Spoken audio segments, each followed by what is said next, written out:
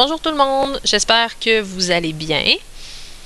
Donc aujourd'hui, on voit la dernière méthode de factorisation qui est celle de somme et produit. Donc juste avant, si vous avez eu des problèmes avec le trinôme carré parfait, si vous avez eu des questions sur les exercices du dernier cours, on met ça sur pause, on pose les questions, vous obtenez les réponses et après ça, on repart ça. Donc, le retour sur le devoir a été fait. Je vous invite à prendre votre document de notes. On est rendu à la page 10 pour la factorisation d'un trinôme par somme et produit.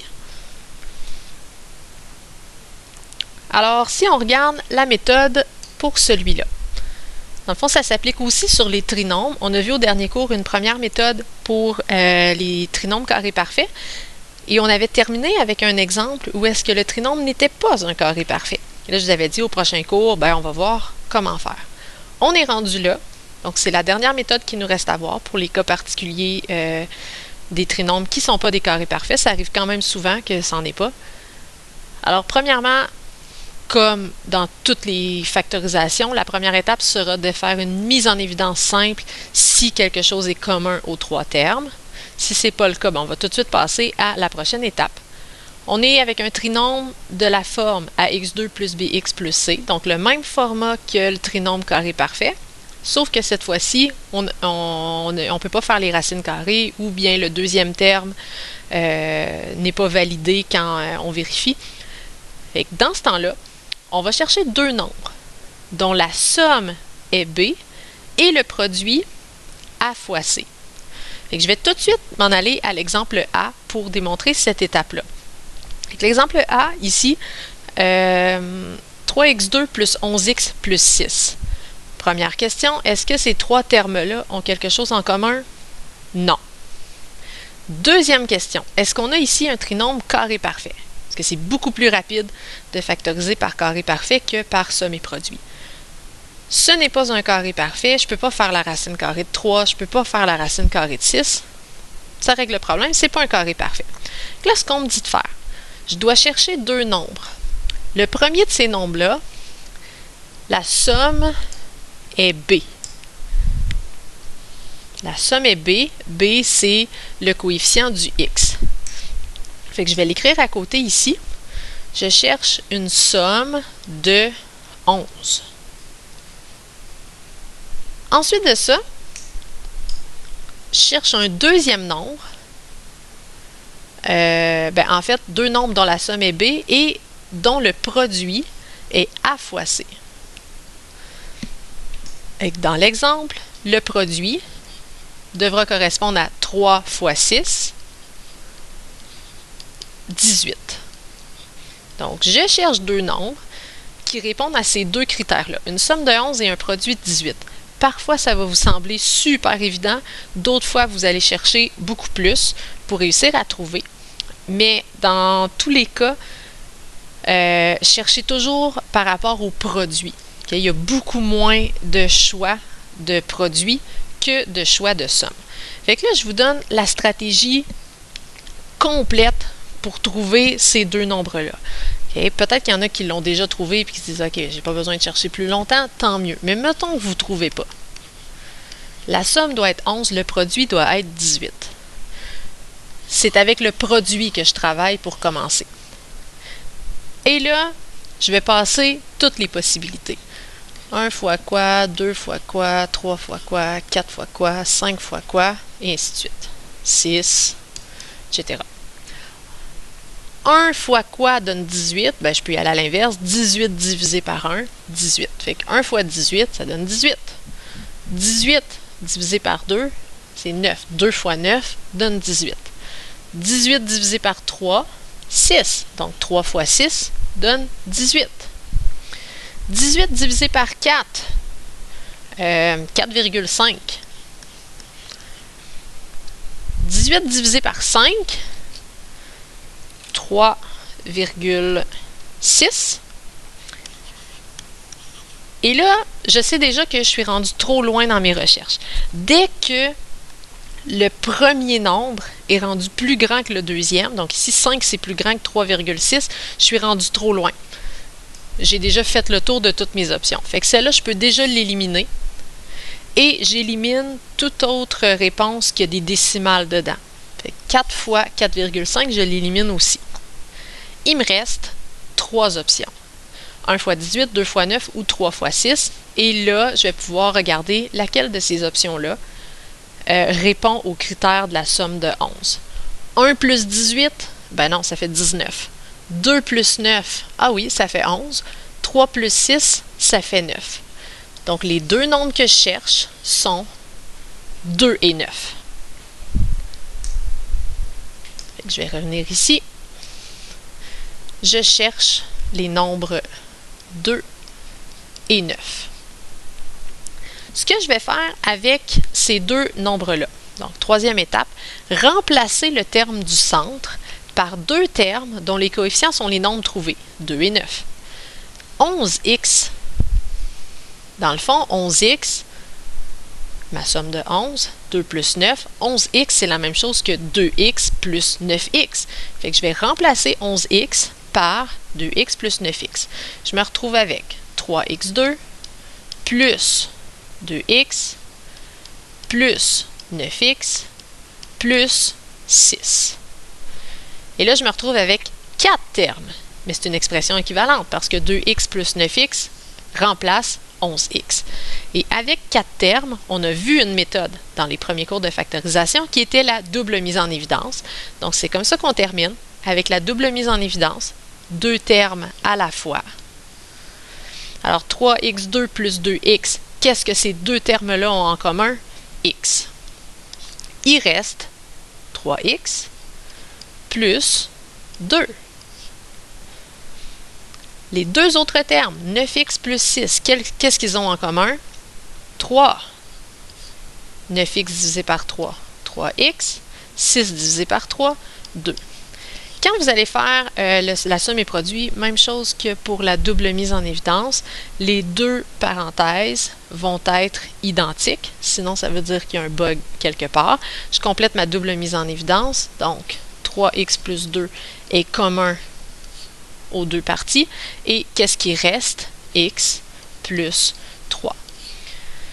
Donc, pour factoriser 3x2 plus 11x plus 6, les facteurs sont 3x plus 2 et x plus 3. On pourrait toujours se valider. 3x fois x, 3x2, 3x fois 3, 9x, 2 fois x, 2x, et 2 fois 3, 6. Donc, c'est comme ça qu'on fait pour le trinôme qui ne sera pas un carré parfait. On va utiliser la méthode de la somme et du produit. On y va avec un deuxième exemple. x2 moins 6x plus 8. Je cherche une somme qui correspond au b, donc moins 6. Je cherche un produit qui correspond à a fois c, 1 fois 8, 8. Encore une fois, je vais y aller au long, juste pour que la méthode rentre. Quand vous allez avoir des valeurs plus complexes, ça va devenir plus simple. Donc, somme de moins 6, produit de 8. C'est pas ce que je voulais faire. Bon. OK, on est revenu. Produit, j'ai dit quoi? Somme de moins 6, produit de 8. Je vous rappelle qu'on travaille avec le produit. 1 fois 8, 2 fois 4, 3 fois 8 divisé par 3, 2,6 périodiques. Déjà, je peux arrêter parce que le premier nombre est plus gros que le deuxième. Ça veut dire que j'ai dépassé mes possibilités et en plus, ça me donnait une décimale. Fait que j'ai seulement deux options ici. La différence avec le premier exemple, c'est que la somme est de moins 6. Somme négative, mais le produit est positif. Pour avoir un produit positif, je n'ai pas le choix d'avoir multiplié soit 2 plus ou 2 moins. Si je multiplie 2 plus, jamais je vais pouvoir arriver à une somme négative. Oui, c'est ça, négative. Fait que je n'aurai pas le choix d'ici considérer des nombres négatifs. Et moins 1 et moins 8 donnent 8 comme produit, mais moins 1, moins 8 ne donne pas moins 6 quand on les additionne. Moins 2, moins 4, quand on les multiplie, ça donne 8. Et quand on les additionne, moins 2 plus moins 4, ça donne bien moins 6. Donc, ce sont les deux nombres qu'on cherche, moins 2 et moins 4. Je vais les inscrire ici. Moins 2 et moins 4. On remplace le terme du milieu par moins 2x et moins 4x. Ça veut dire qu'on a x2 moins 2x moins 4x plus 8. Double mise en évidence. Qu'est-ce qui est commun à x2 et moins 2x? X. Il reste à ça x moins 2. Moins 4x plus 8. Bien, il doit me rester x dans ma parenthèse, donc je n'aurai pas le choix de mettre moins 4 en évidence.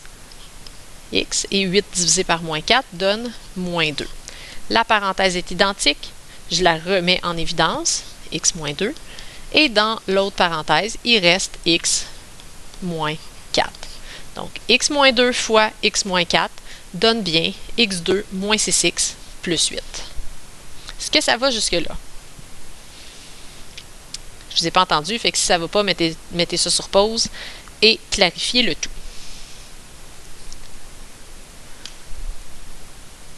On a 4 autres exemples. Ici, j'en fais un troisième avec vous et après ça, vous pourrez essayer les suivants. Donc, x2 plus 4xy moins 12y2. Est-ce que tous les termes ont quelque chose en commun? Non. Est-ce que c'est un carré parfait? x2, oui. 12y2, non. En fait, c'est moins 12y2, donc il n'est pas positif. Et en plus, je ne peux pas faire la racine carrée de 12. Je cherche une somme dont la valeur est 4 et un produit de 1 fois moins 12 qui donne moins 12. Je le refais encore une fois au long. Somme de 4, produit de moins 12. Pour l'instant, je ne m'occuperai pas du fait que le produit doit être négatif. Je vais chercher ce qui donne un produit de 12. Donc, produit de 12. 1 fois 12. 2 fois 6. 3 fois 4.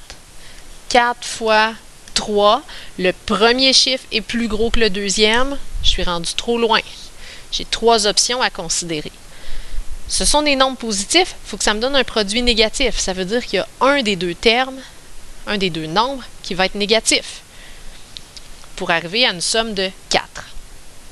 Moins 1 plus 12, ça ne donne pas 4, ça donne 11. Et 1 moins 12, ça donne moins 11, on n'est pas plus avancé. Moins 2 plus 6, ça donne 4. On a trouvé ce qu'on cherchait. Moins 2 et 6 sont les valeurs recherchées. Donc ici, moins 2 et 6. Très, très important de faire attention aux signes. Si on mettait 2 et moins 6, bon, ça nous donnerait moins 4. Ce n'est plus équivalent. Et là, celui-là, on a 2 variables, mais ça ne change rien à notre démarche.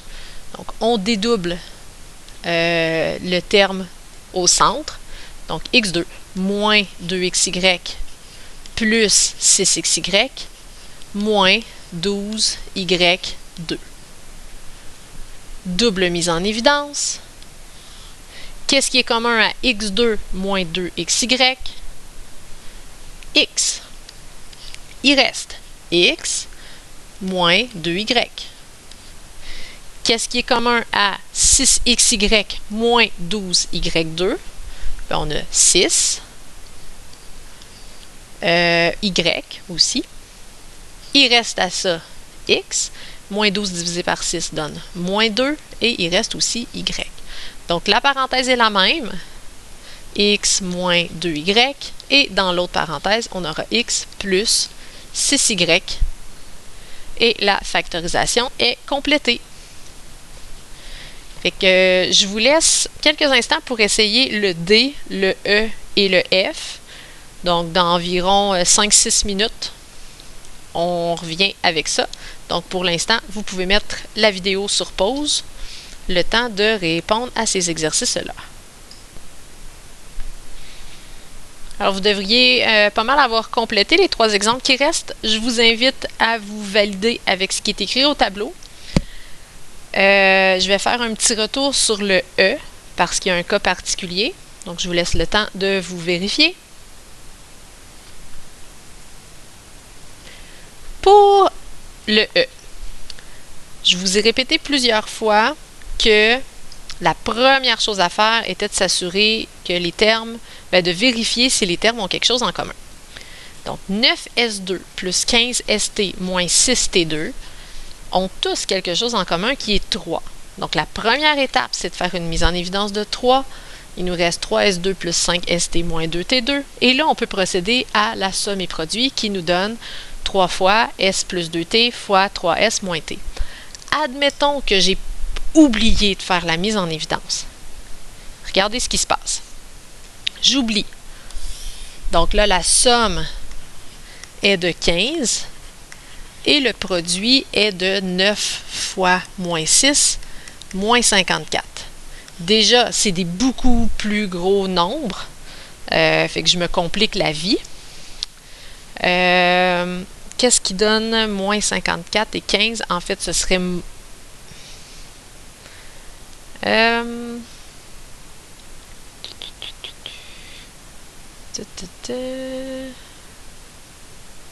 Je cherche. J'ai même pas la réponse. Vite comme ça, je le vois pas. Je vais prendre le temps de faire ma petite méthode ici, là, parce que j'y ai pas réfléchi avant. Vous me prenez au piège. Fait que c'était quoi? Un produit de 15, une somme de 15. Oui, somme de 15 et un produit de moins 54. Alors, qu'est-ce qui donne 54 quand on le multiplie? 1 fois 54, c'est sûr que c'est pas ça. 2 fois 27, c'est pas ça. 3 fois, est-ce que 54 se divise en 3? Non. Ah oui, 18. Ah ben voilà. Avec 3 et 18, moins 3 plus 18, ça donne 15. C'est ce qu'on cherchait. Donc, moins 3 et 18, ici, et 18. Vous voyez, déjà, j'ai pas fait ma mise en évidence au début. Je me retrouve avec des plus gros chiffres, puis j'ai eu une grosse hésitation. J'étais vraiment plus certaine de ce que j'avais à trouver. Je dédouble le terme au centre.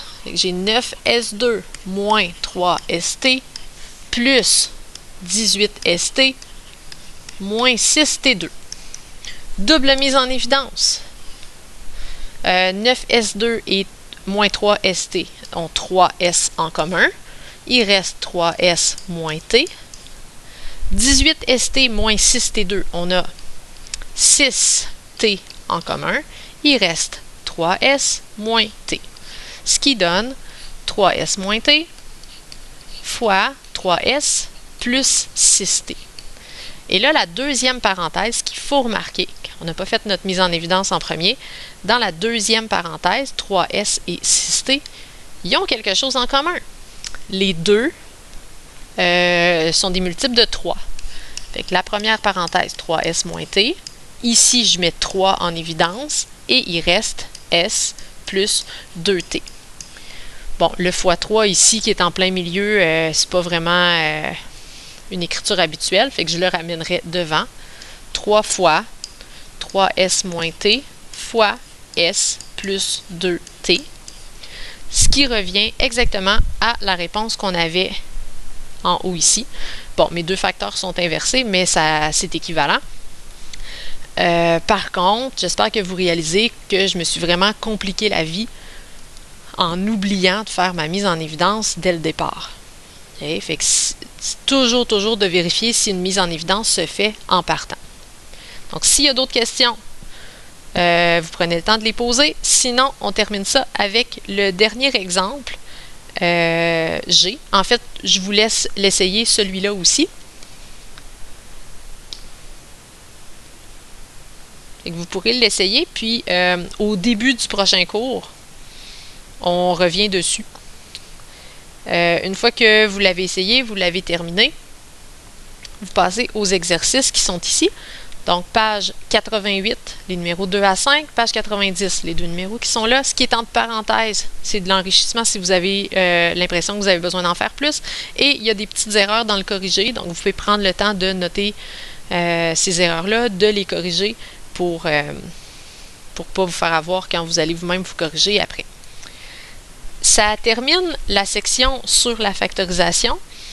Dans le menu, au début du cours, c'était écrit le mini-test dans 2 cours. Donc, je veux vous parler un petit peu de ce mini-test-là. Dans le fond, les méthodes de factorisation sont essentielles pour la maîtrise de la prochaine section des expressions rationnelles. C'est très, très, très répétitif. À force d'en faire, ça devient naturel, instinctif. Au prochain cours, on va faire un résumé de ces méthodes-là. On va les repratiquer. Quand vous allez arriver au mini-test, il se fait sans matériel.